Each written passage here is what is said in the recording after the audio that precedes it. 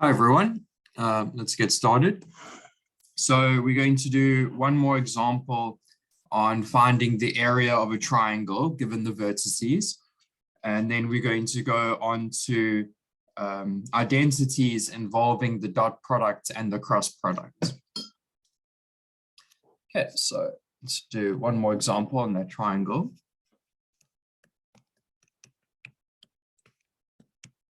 So example. Find the area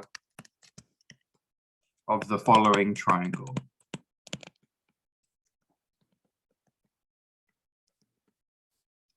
Yeah, and the triangle is given by three vertices in space. So it might be something like this. Okay, so we've got our triangle. Let's call this bottom vertex P, or the bottom corner, and that's 0, 1, 0. So that's where that one's located. Let's call this one Q, and that can be at 1, 2, 3. Okay, so the diagram doesn't have to be accurate. We're just trying to label where these points are. And let's call this one R, and that's going to be at -1, 0, 0. Yeah, again, this isn't accurate. We're just trying to label where these points are. Okay, so we've got our triangle. Remember what we need to do. We need to find the vectors that lie along the edges of two of the sides. So let's pick one of the sides to be our A vector or A edge. So let's say this one over here. Okay, so let's say that one's going to be our A side. Then we need to pick a B side. Let's pick this one. Okay, so the choice is up to you. It doesn't matter which ones you pick. I'm just choosing this for my A and this for my B. Okay, so that's what we're going to call those sides or those edges. Now we need to determine what those edges actually are in terms of vectors. And remember, we went over that last time. We're going to use that vector addition rule, but we just take one of the vectors over to the other side and we get the vector subtraction rule. In other words, if you want to find A, this is going to be the vector pointing to the tip of the vector minus the vector pointing to the tail of the vector. Okay, it's kind of a bit backwards on how we did vector addition. So this is going to be the vector Q minus the vector P. And then that will give you that blue arrow or blue vector. So that's going to be 1, 2, 3. That's the vector pointing to Q minus 0, 1, 0. That's the vector pointing to P. Okay, so if we subtract these, we're going to get 1, 1, 3. So that's going to be our vector A. Now we can find our vector B quite similarly. It's going to be the vector pointing to the tip of the arrow. So that's going to be the vector R minus the vector pointing to the bottom of the arrow. That's going to be P. We take the difference. That gives us the edge vector. So R is given by -1, 0, 0. P is given by 0, 1, 0. Okay, we take the difference, we get our edge vector. So that's going to be -1, -1, and 0. Okay, so that is our A vector and our B vector. Okay, now that we've got these two, we can find the area of the parallelogram that it produces. Okay, by taking the cross product and then the magnitude of the cross product. Okay, so that gives us the parallelogram. But since we're only interested in the triangle formed, we need to halve that. Okay, because half of the parallelogram gives us the triangle, which is what we want. So let's do that. So A cross B, remember that's the determinant, where the first row is I hat, J hat, K hat. Again, we just treat them as numbers and then follow the procedure. And then at the end, we get the vector. So A is given by 1, 1, 3. So we got 1, 1, 3. B is given by -1, -1, 0. So we got -1, -1, 0. Okay. And now we just do the determinant procedure as normal. So it's going to be I hat. Then it's going to be 0 plus 3 minus j hat. And that's going to be 0 plus 3 again. And plus k hat. That's going to be -1 plus 1. So that's equal to 3r minus 3j and then plus 0k. Okay, so that gives us our cross product vector. Now, to find the area of the parallelogram, it's going to be the magnitude of this cross product. But we want the triangle, so we need to halve it. So the area of the triangle is going to be 1/2 A cross B. Okay, magnitude of A cross B. So that's going to be 1/2 the square root of 3 squared plus 3 squared plus 0 squared. Okay, that's just going to be the length of the vector.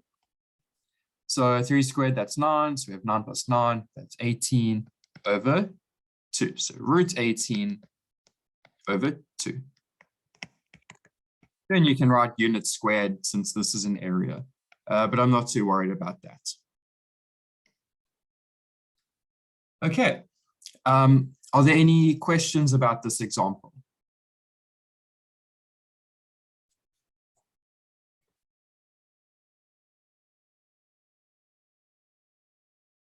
Okay, so everyone's all right with finding the area of parallelograms and triangles. I've got a question here. Is 3 positive? Yeah, so we're taking the squares of all the entries. So this is -3. It's a -3 there. So over here, I've just written -3 squared equals 3 squared. So it doesn't matter if it's positive or negative because we're always squaring the entries. So squared, squared, squared. Okay, so the minus just goes away when we're squaring things. Okay, any other questions?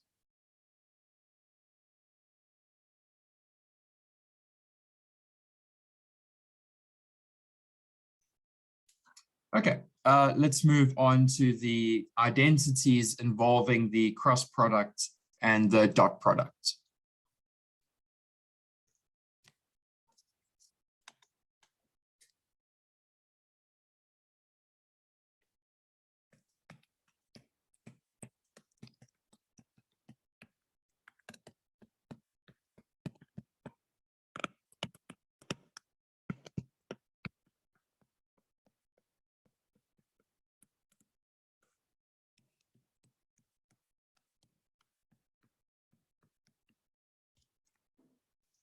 Okay, so we've seen a few of the properties of the dot product and cross product, but we looked at them separately. So first we looked at the dot product and its properties, then we looked at the cross product and its properties.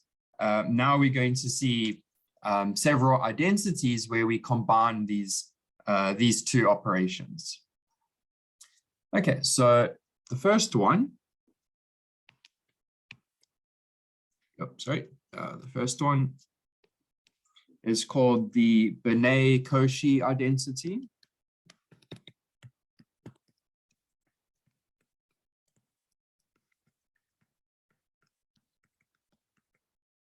Yeah.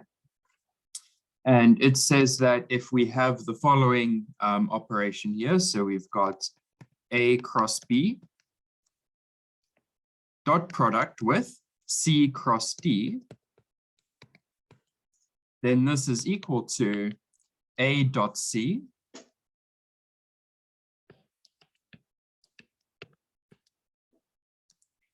times B dot D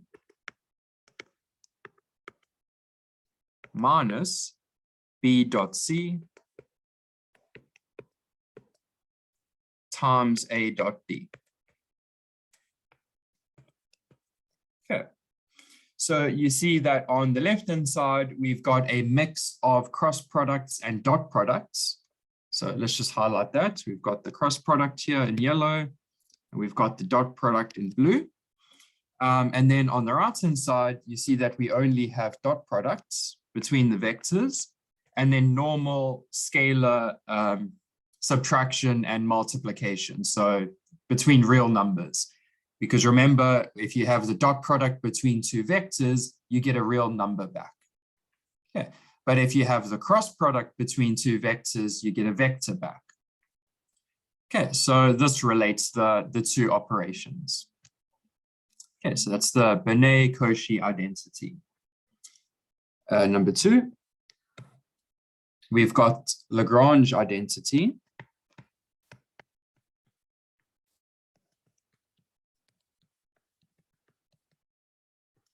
Okay, so this relates the cross product to the dot product again. So if we're trying to find the magnitude of A cross B, okay, so quite similar to what we were doing before when we were finding the areas of triangles and parallelograms. Okay, but here it's the magnitude squared. Okay, so don't forget that there's a squared here. Now, you could do this using the determinant and then finding the magnitude and then squaring it, or we could rewrite it using the dot product. So this is equal to A dot A times B dot B minus A dot B squared. So again, we are taking a cross product and we are relating it to a dot product.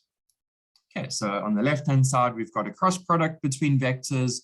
On the right-hand side, we've got dot products between vectors. Okay, and number 3, we've got the vector triple product.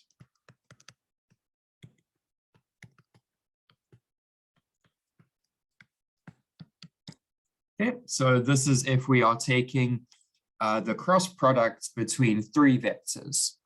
So we looked at this last time when we did the Jacobi identity, but that's relating three of them.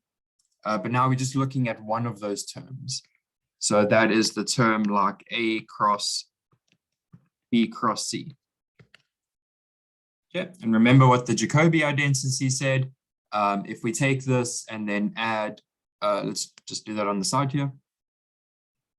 So the Jacobi identity. Okay, so just remember. Okay, remember what the Jacobi identity said.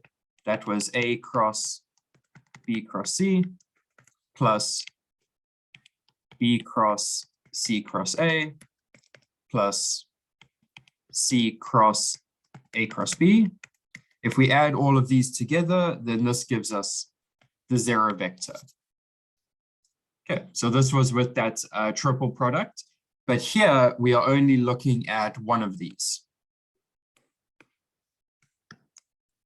Okay, so we're only looking at one of the terms from this Jacobi identity. Okay, and what this vector triple product says is that we can rewrite this term as A dot C times the vector B minus A dot B times the vector C. So again, we've got this relationship between the cross product and the dot product. So on the left-hand side, we've got the cross product between vectors, and on the right-hand side, we've got this dot product between vectors. Okay. And then also remember Jacobi identity from last time. That's important.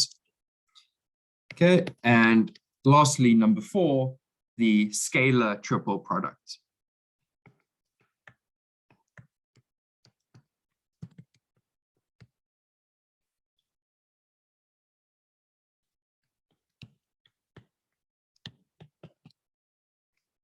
Okay, so we're not going to include it in the list. This is just a separate section here.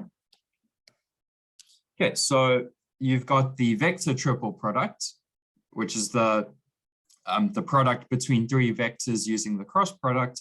The scalar triple product is similar, but we're not going to look at the identity. We're going to look at some applications of it. So the scalar triple product is given by A dot B cross C. Okay, so it looks similar. Okay, we've got the product between three vectors, but here we've got a cross product and a dot product. Okay, so it's a bit different. Okay, so this is the scalar triple product because the result is a real number. Okay, because the B cross C, that gives us a vector. And if we take the dot product between two vectors, that gives us a real number. On the other hand, if we have the vector triple product, that gives us a vector back. Okay, so that's the difference in these namings here. So scalar, because we get a scalar back, vector, because it gives us a vector back. Okay, so what can we do with the scalar triple product? So it turns out that we can use the scalar triple product to find the volume of a parallelepiped. Okay, so weird name, but let's just go through what that means. We can use the scalar triple product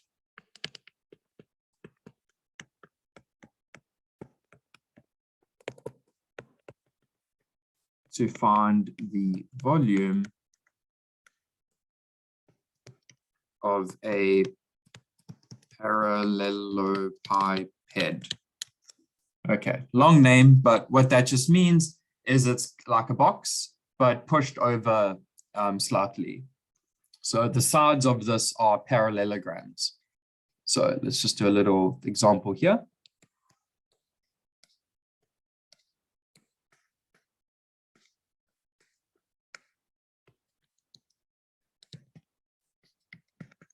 Okay, so we've got a box like this, but it's been pushed over a bit. So the faces of this box are parallelograms instead of rectangles.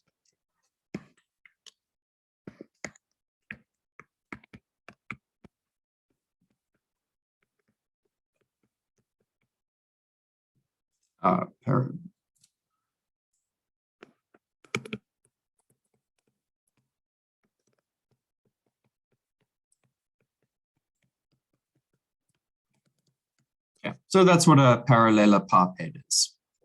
Okay, so how do we find the volume of such a shape? Now, it's very similar to finding the volume of a normal box. Remember, area of base times height. But here, we're not interested in the slanted height, because remember, this vertical is at an angle. We are interested in the perpendicular height. So it's this perpendicular height. Okay, that's perpendicular to the bottom. That's our height h. Okay, and it's the same thing as before, area of base times height. So if we look at the area of the base, let's just put that in yellow.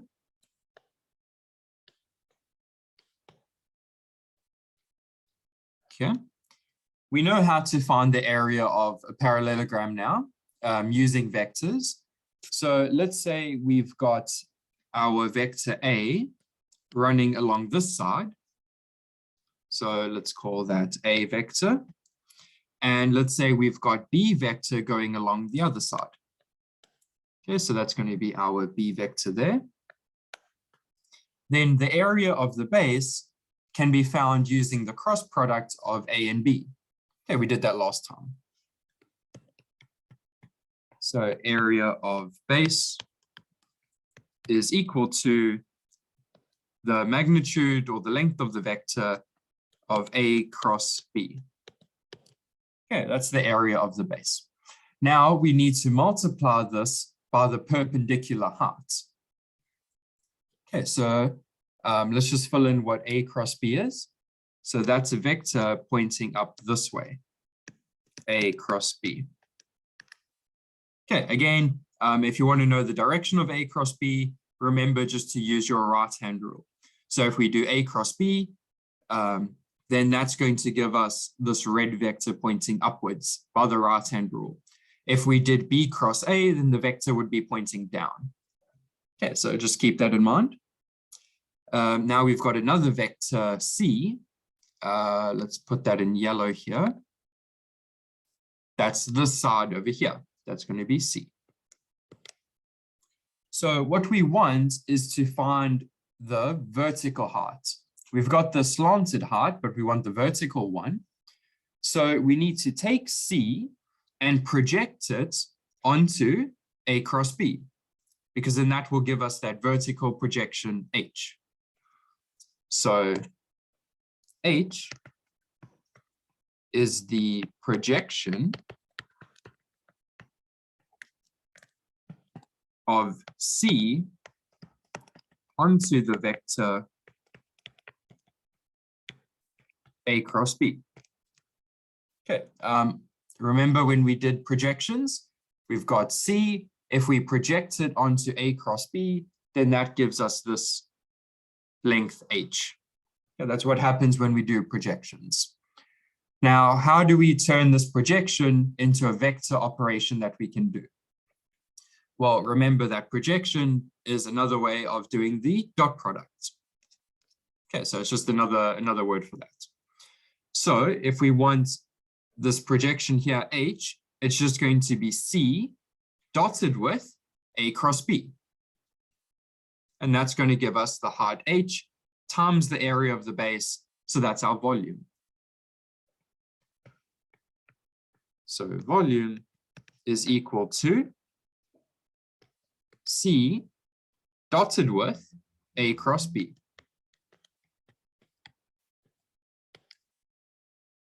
Okay, because then that gives us the vertical projection H times the area of the base, but that's just the volume. Now, the problem with this is that, remember, the order between A and B matters. If we take B cross A, we're going to get a negative vector, but we don't want a negative volume. So to fix that, we put this in absolute values to avoid any negative volumes. So we need to take absolute value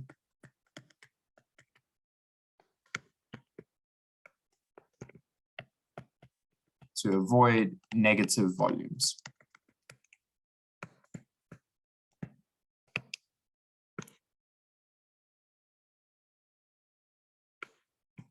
Okay, so remember to include those.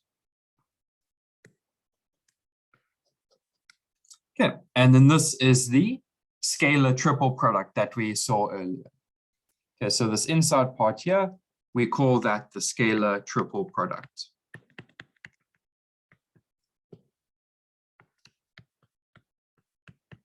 Yeah, and then we take the absolute value of that.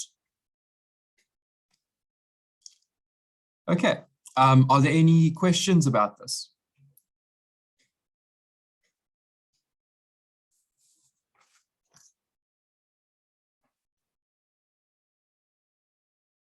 Okay, so everyone's all right with how we got this.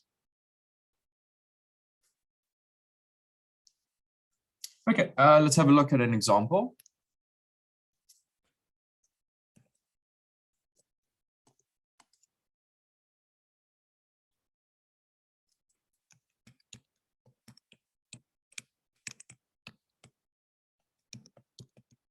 Okay, so find the volume of the parallelepiped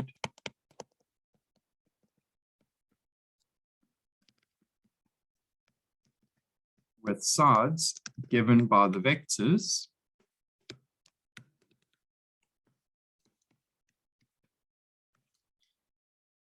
U, that's going to be -2, 3, and 0. V is going to be 4, 1, -1. And W, that's going to be -6, 0, and 1. Okay, so these are the three sides of the parallelepiped. So we can do a rough sketch of this. If we've got, let's say, our starting corner here, then let's say U goes in this direction. Okay, so it's not accurate. It's just a rough sketch of what's going on. U is going this way. Let's say V is going this way, and W might be going this way. Okay. Then we can use this to complete what the parallelepiped is going to look like. So it's going to look something like this.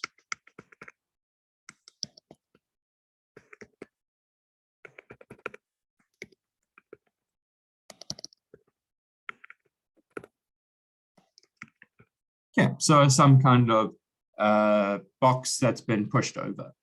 Okay, but you see, we only need 3 of the sides because we can find the other sides just because we know that they're the opposite sides are parallel, opposite sides have the same length. So we only need 3 out of all the sides. Okay, and those are given by U, V, and W. Okay, so we want to use these vectors to then find the volume of this shape. Okay, so if we go back to the previous page here, we see that it's going to be the scalar triple product between the 3 sides. Now, you might think that the order matters between C, A, and B, because here we're doing A cross B and then dotting with C. Could we do A cross C and then dot it with B? And the answer is yes, you can. You can shift these vectors around and you get the same answer in the end. Okay, so it doesn't matter in which order you take them. Okay, so the volume is equal to U dotted with V cross W. Or you can swap these around and you'd get the same answer. So it doesn't matter which order you pick. Okay, so let's have a look at this V cross W first, and then we'll do the dot product. So V cross W, that's going to be our determinant again, R, J, K. Then the V is going to be 4, 1, minus 1. W is going to be minus 6, 0, 1. Okay, so let's take the determinant.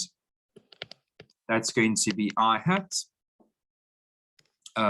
1 minus 0, minus j hat. That's going to be 4 plus 6. And then plus k hat. That's going to be 0 plus 6. Okay, so we can write that a bit neater. That's going to be I hat with the 1 in front, minus 10 j hat plus 6 k hat. Okay, so that vector represents the base. Remember, if we take the length of this vector, that gives us the area of the base. Now we want to take the area of the base times the perpendicular height. So we need to take this vector and dot product it with U. So U dotted with V cross W. That's going to be our U vector, minus 2, 3, and 0. Dot product with our V cross W, that's 1, minus 10, 6. Okay, so that's going to be minus 2, minus 30, plus 0. So minus 32. Okay, now we get a minus answer because I didn't choose the right order to give me a positive answer, but that's fine because we still need to take the absolute value. So finally, the volume is equal to the absolute value of U dot V cross W. So that's the absolute value of minus 32. So that's just 32. Okay, and that's going to be our volume of that shape. Okay, so it doesn't matter if you get a negative answer before, you take the absolute value, and then that gives us our final volume. So 32 units cubed. So cubed this time because it's a volume. Okay, any questions on this?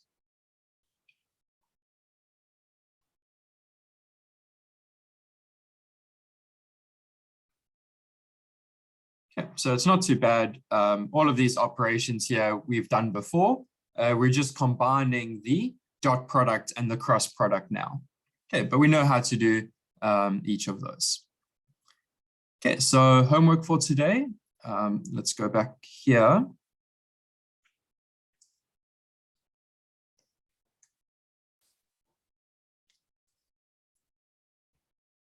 This one over here, this Lagrange identity.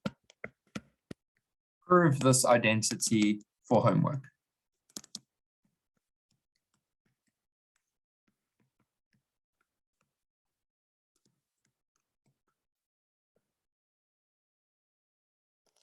Okay, so you can go ahead and prove all of them if you want to, but I'm only going to be looking at this Lagrange identity here. Okay, so for your test 2, remember that's on the vectors and all that. I might ask you to prove another of the identities. Okay, so it's good to just pick one to try and prove now, just to see how it's done. And then you can prove whatever's coming up in the test. Okay, but remember that's for test 2. Test 1 is only on systems of linear equations and matrices. Okay, so none of this vector stuff. Okay, are there any questions about what we've done today?